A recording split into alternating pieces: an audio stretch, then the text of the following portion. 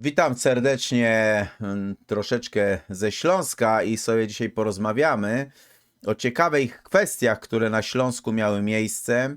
I to będzie troszeczkę trąciło arystokracją i troszeczkę będzie trąciło zjawiskami nadprzyrodzonymi. Jak już pewnie się domyślacie, chodzi mi o Daisy von Ples, czyli księżną Marię Teresę Oliwię Hochberg von Ples. To jest bardzo barwna postać i niezwykle znana przede wszystkim jako arystokratka, jako pamiętnikarka, no i oczywiście jako żona księcia pszczyńskiego Jana Henryka XV. Jej życie toczyło się na styku światów i niemieckiego, i angielskiego, i śląskiego. No i chociaż znana ona była z działalności charytatywnej i społecznej, to nie brakowało też w jej biografii także takich wątków tajemniczych, a nawet bym powiedział wątków nadprzyrodzonych. No ale zanim do tego dojdziemy, to nie zapomnijcie zalajkować tego naszego dzisiejszego spotkania, zasubskrybować, jeżeli jesteście tu pierwszy raz, możecie sobie spokojnie poszperać po kanale, dużo ciekawych rzeczy tu na pewno znajdziecie i skomentować tego naszego dzisiejszego spotkania, ale przede wszystkim zachęcam wszystkich do tego, aby moi drodzy, pojawić się w gronie wspierających, bo jeżeli będziecie wspierającymi, to macie więcej możliwości. Przede wszystkim na wasze życzenie mogą zostać stworzone pewne filmy, ale i też raz w miesiącu oczywiście mamy spotkania takie Q&A, gdzie wspierający dają pytania i na te pytania są udzielane odpowiedzi. Tak więc myślę, że warto, bo kanał się cały czas rozrasta, rozwija, idzie do przodu dzięki wam i właśnie jest interesujący, dlatego że to wspierający zadają te pytania. No ale wróćmy sobie do zjawisk nadprzyrodzonych, które w życiu Daisy von Ples się pojawiły. Daisy żyła w ogóle w czasach, gdy na przełomie XIX i XX wieku wśród arystokracji europejskiej modny stał się spirytyzm, mediumizm i fascynacja okultyzmem. No i chociaż sama księżna była wychowywana w duchu anglikańskim, znana była ze swojej głębokiej refleksji nad sensem życia, przemijaniem i cierpieniem, zwłaszcza pod koniec życia. Niektóre w ogóle źródła wskazują, że interesowała się też teozofią i rozmawiała z osobami zaangażowanymi w życie duchowe, choć nie zachowały się jakieś takie, bym powiedział, bezpośrednie dowody na jej udział w różnych seansach spirytystycznych. No ale też była, jak już wspominałem na samym początku, autorem pamiętników. Chodzi mi o te pamiętniki, które noszą tytuł Taniec na wulkanie. Daisy tam wspominała niekiedy sny o takim dosyć silnym ładunku emocjonalnym i nawet bym powiedział proroczym charakterze. Przed śmiercią jej ojca miała podobno doznać przeczucia o jego odejściu i choć nie mówiła otwarcie o jakichś duchach, to wydaje się, że wierzyła w istnienie tych sił wyższych i jakiegoś przeznaczenia. W ogóle tak na marginesie, jej zamek, w którym żyła, czyli Zamek Książ, to było miejsce naprawdę wielu tajemnic. Zamek Książ, w którym mieszkała, do dziś uważany jest za miejsce pełne sekretów, nie tylko z czasów II wojny światowej, ale też z wcześniejszego okresu. Istnieją w ogóle relacje o tajemniczych dźwiękach, zjawach oraz o białej damie widywanej gdzieś na korytarzach. Niektórzy w ogóle twierdzą, że to w ogóle jest duch Daisy, prawda? Że po śmierci księżnej jej grób został zbezczeszczony, a szczątki gdzieś zaginęły. No i to w ogóle tylko podsyciło legendy o jej duchu, który gdzieś tam błąka się właśnie po Zamku Książ. W ostatnich latach życia opuszczona i osamotniona, schorowana Daisy spędziła czas głównie w jednym pokoju. Uważała, że cierpienie ją oczyszcza i niejako zbliża do Boga. Istnieją w ogóle też takie relacje, które mówią o tym, że modliła się do zmarłych i wierzyła, że mogą oni jej przekazywać jakieś znaki. Daisy von Ples była, bym powiedział, taką ikoną epoki. Piękna angielska arystokratka, która stała się księżną śląską, zapisała się w historii nie tylko jako pamiętnikarka i żona księcia pszczyńskiego. No jej życie otaczała aura niezwykłości, od tajemniczych przeczuć i wizji po jakieś niewyjaśnione zjawiska związane z Zamkiem Książ. W tle majaczy w ogóle też taka duchowość epoki, ta moda na spirytyzm oraz osobista samotność i cierpienie, które zdawały się otwierać ją na jakiś taki drugi wymiar. Sam Zamek Książ, bardzo często mówi się, że jest to rezydencja duchów, tak? Rezydencja Daisy, ale uważany jest za jedno z najbardziej tajemniczych miejsc Dolnego Śląska, bo wśród lokalnych opowieści krążą pogłoski m.in. o Białej Damie, która jest widywana po zmroku gdzieś tam w zamkowych korytarzach. Właśnie, jak już wspominałem, według niektórych to właśnie jest duch Daisy, niespokojny z powodu profanacji jej grobu. Tam też podobno w Zamku Książ słychać jakieś dźwięki kroków, jakichś zamykanych drzwi, jakieś szepty słyszane przez pracowników i turystów, pomimo tego, że te korytarze pozostają nadal puste. Mówi się też o znikającym portrecie, czyli mówi się, że portret Daisy powracający na ścianę po usunięciu to przykład tak zwanych zjawisk psychokinetycznych. W ogóle jako ciekawostkę mogę wam powiedzieć, że po wojnie próbowano odnaleźć grób księżnej.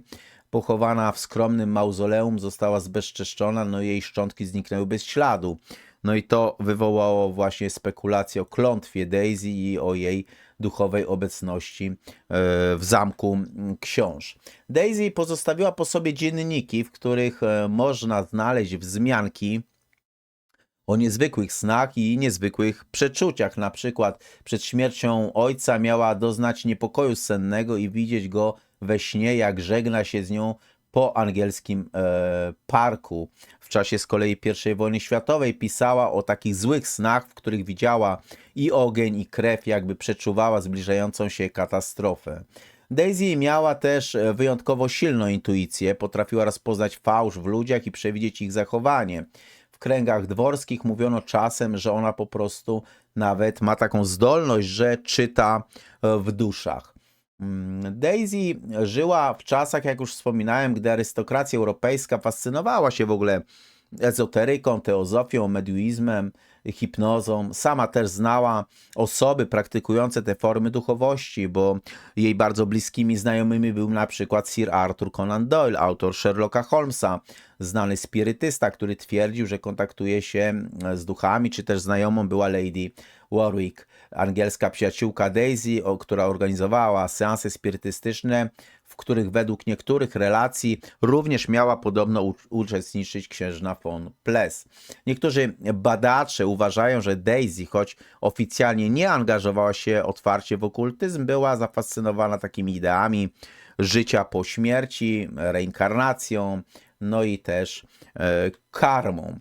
W ostatnich latach życia Daisy była samotna, chora, porzucona, cierpiała na poważne schorzenia kręgosłupa i nerek. Uważała, tak jak mówiłem już wcześniej, że cierpienie ma sens duchowy i zbliża ją do Boga. Kiedyś w swoim pamiętniku napisała coś takiego: każda łza to modlitwa, każdy ból to krok ku światu. Według w ogóle relacji służby pod koniec życia miewała momenty skupienia, podczas których, jak mówiono, patrzyła w pustkę i rozmawiała z kimś, kogo nikt inny nie widział. Tak? Niektórzy twierdzą, że do końca miała kontakt z tą drugą stroną i jej ostatnie słowa przed śmiercią miały podobno brzmieć: oni już po mnie przyszli. Daisy zmarła w 1943 roku w Wałbrzychu, w biedzie i w samotności. Została pochowana w parku Hohenbergów w grobowcu wykutym w skale, jednak w 1945 roku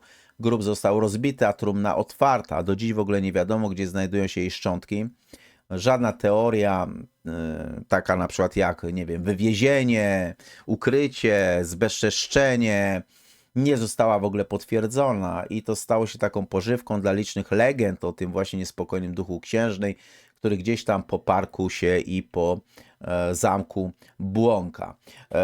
Daisy również istnieje w kulturze i w legendach, no bo zjawiska nadprzyrodzone, które wokół Daisy się pojawiały, inspirują wielu twórców. Na przykład istnieją takie filmy dokumentalne i reportaże, które noszą tytuł Tajemnice Zamku Książ na przykład, albo Daisy Duch z przyszłości, czy też istnieją książki ezoteryczne, które opisują ją jako duszę, która nie zaznała spokoju. W lokalnych w ogóle opowieściach przewodników turystycznych, a tak na marginesie znam bardzo ciekawą osobę, która jest przewodnikiem turystycznym i też ona pochodzi z rodu Hohenbergów, to Daisy staje się postacią niemal mityczną. To jest taka piękna dama o smutnych oczach, która powraca nocą do komnat, prawda? I jeszcze na koniec chciałem wam powiedzieć ciekawostkę.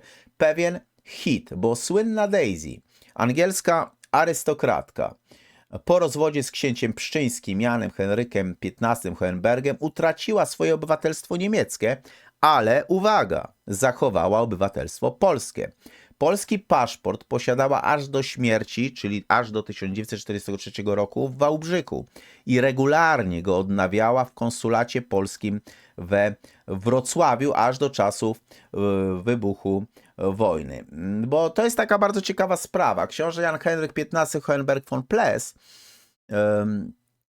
oraz troje synów i ona między innymi też, plus ich troje synów z tej pary byli obywatelami polskimi, stali się oni obywatelami polskimi w wyniku podziału Górnego Śląska w 1922 roku między Polskę a Niemcy. No i w czerwcu 1922 roku ziemia pszczyńska wraz z nią znajdująca się na jej obszarze ordynacja pszczyńska zmieniły przynależność państwową i znalazły się w granicach II Rzeczypospolitej, a dokładnie w autonomicznym województwie śląskim. No i 11 września 1922 roku, zgodnie z konwencją genewską, książę złożył deklarację o wyborze miejsca zamieszkania w Pszczynie.